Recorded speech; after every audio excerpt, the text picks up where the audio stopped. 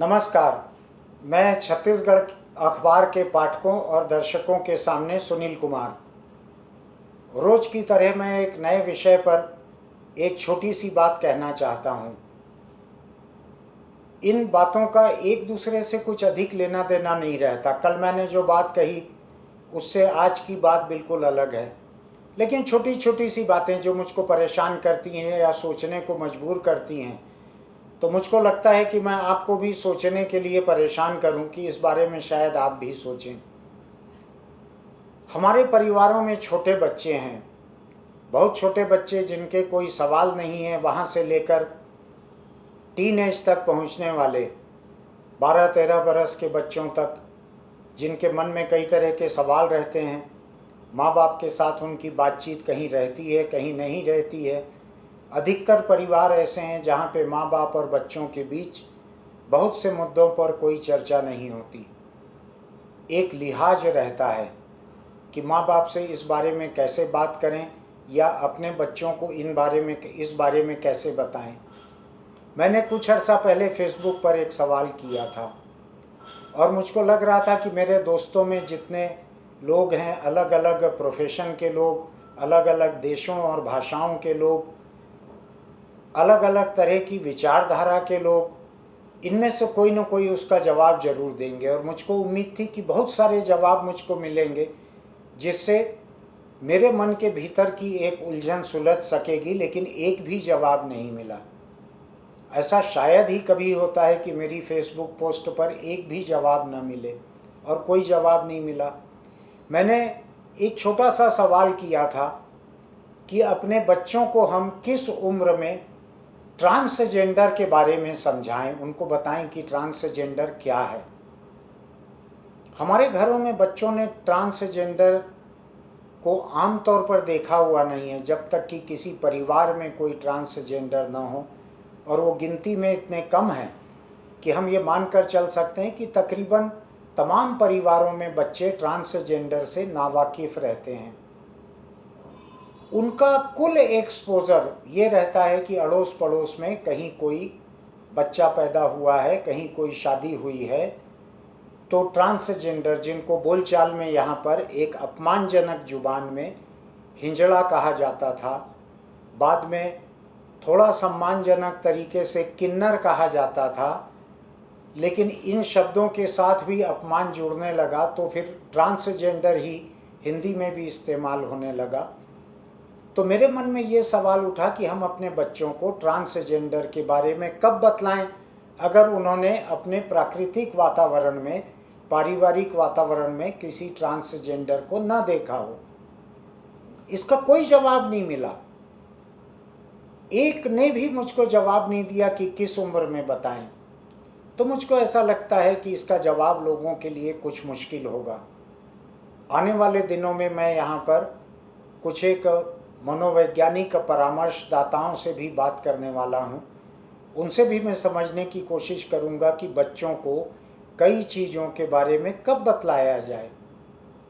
एक तो हिंदुस्तान में बच्चों को स्कूलों में सेक्स एजुकेशन देने की जब बात आती है, तो एक तबका जो अपने आप को हिंदुस्तान की एक कभी ना रही हुई संस्कृति का दावेदार कहता है, उसका झंडा डंडा लेकर खड़े हो जाता है और सेक्स एजुकेशन को वो एक पश्चिमी प्रभाव, पश्चिमी सभ्यता मान लेता है।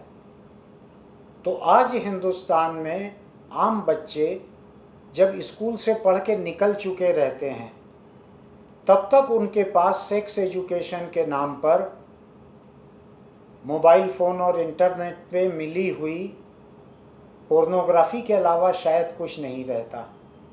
उनको कोई ये बतलाने वाला नहीं रहता कि तुम्हारी देह क्या है, उसकी ज़रूरतें क्या है, उसमें बदलाव क्या है, लोगों को किस उम्र तक किस बात का इंतज़ार करना चाहिए, एक लड़के और एक लड़की की देह मिलकर किस तरह के खतरे भी खड़े कर सकते हैं, या ट्रांसजेंडर क्या हैं, जिनसे कि मैंने बात शुरू की।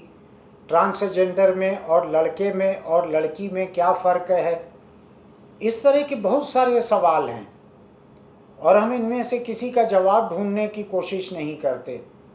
क्योंकि हमारी तथाकथित भारतीय संस्कृति हमको इस बात की इजाज़त नहीं देती कि हम समलैंगिकों का अस्तित्व मान लें, हम ट्रांसजेंडर को मान लें, हम और तरह के सेक्सुअल प्रेफरेंसेस के लोगों के अस्तित्व को भी माने।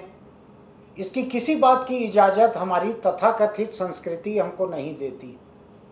नतीजा ये है कि दुनिया के जो विकसित देश हैं और दुनिया के जो सभ्य समाज हैं, दुनिया के जो उदार लोकतंत्र हैं, वहाँ के मुकाबले हमारी शिक्षा इतनी अधकचरी रहती है कि जब यहाँ के लोग कोई मौका मिलने पर दुनिया के दूसरे देशों में पढ़ने जाते हैं, कुछ सीखने जाते हैं, तो उनको एक सांस्कृतिक झटका लगता है।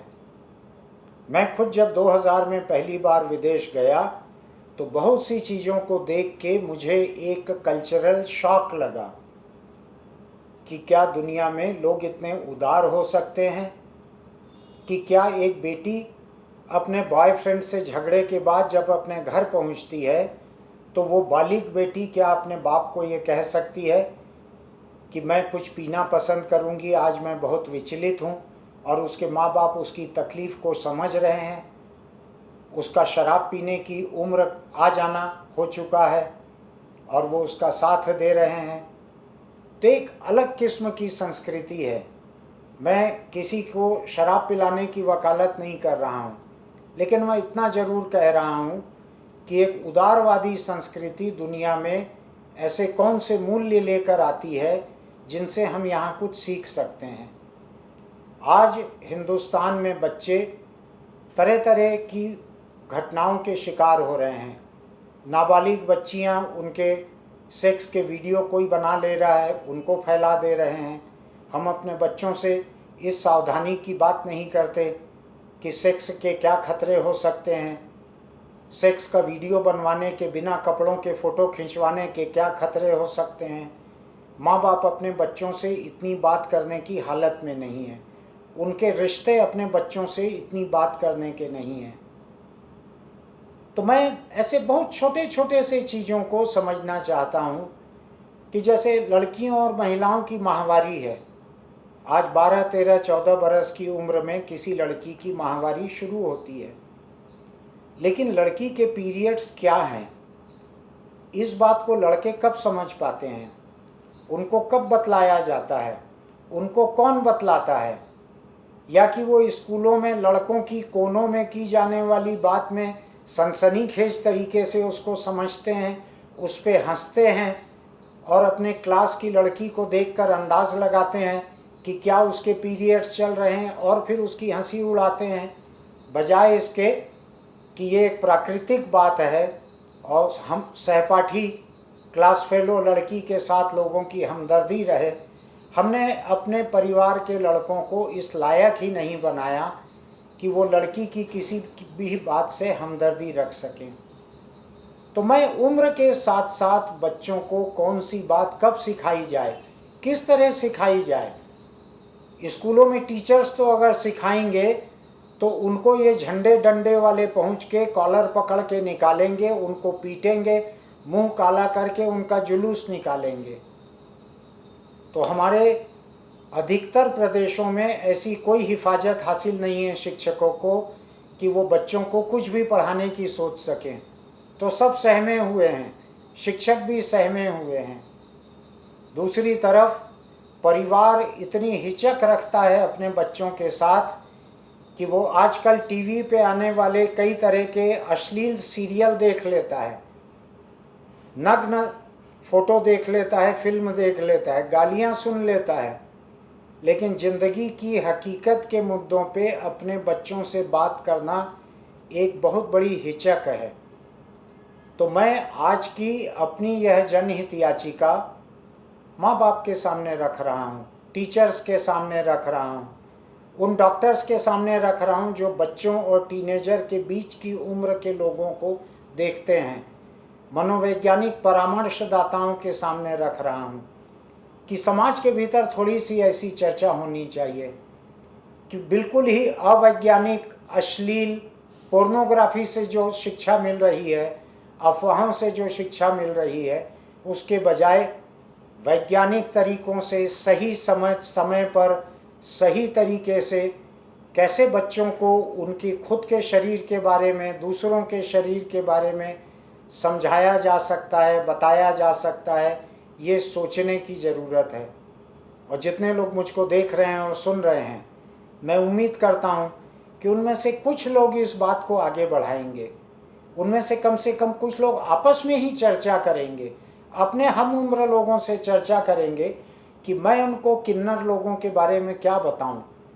मेरा लड़का या मेरी लड़की 14 साल के तो हो गए हैं, लेकिन मैं उनको कैसे सावधान करूं कि किसी दूसरे के साथ में ऐसा कोई वीडियो कभी मत बनवाना। मैं उनको सेक्स के लिए, गर्भ के लिए, मैं उनको प्रेग्नेंट हो जाने के बारे में, मैं उनको सेक्स से जुड़ी हुई कोई बीमारी हो जाने के बारे में कैसे सावधान करूं। इस बारे में चुप रहने से काम नहीं चलेगा। इस बारे में सोचना पड़ेगा, बात करनी पड़ेगी, अपनी हिचक छोड़नी पड़ेगी। और कुल मिलाकर मैं लोगों को यह सोचने की अपील करता हूं कि स्कूलों में सेक्स शिक्षा सेक्स करने की शिक्षा नहीं है, वो देह शिक्षा है, जो शायद लोगों को सेक्स से जुड़े हुए प्राकृतिक खतरों के बारे में आगाह भी करती है। तो उसको देह शिक्षा नाम दे के अगर आप करने की इजाज़त दे सकते हैं तो दीजिए। आप ऐसे संगठनों के फतवों पे मत जाइए जिनका कुल मिलाकर काम अपने अस्तित्व को जिंदा रखने के लिए ऐसे झंडे डंडे लेकर नारे लगाना है। आप वैज्ञानिक तरीके से सोचिए, वैज्ञानिक तरीके से अपने बच्चों का व्यक्तित्व विकास होने दीजिए, इस बारे में सोचिए। यही आज की मेरी जनहित याचिका है। आपको बहुत धन्यवाद। कल हम फिर किसी विषय को लेकर मिलेंगे। नमस्कार।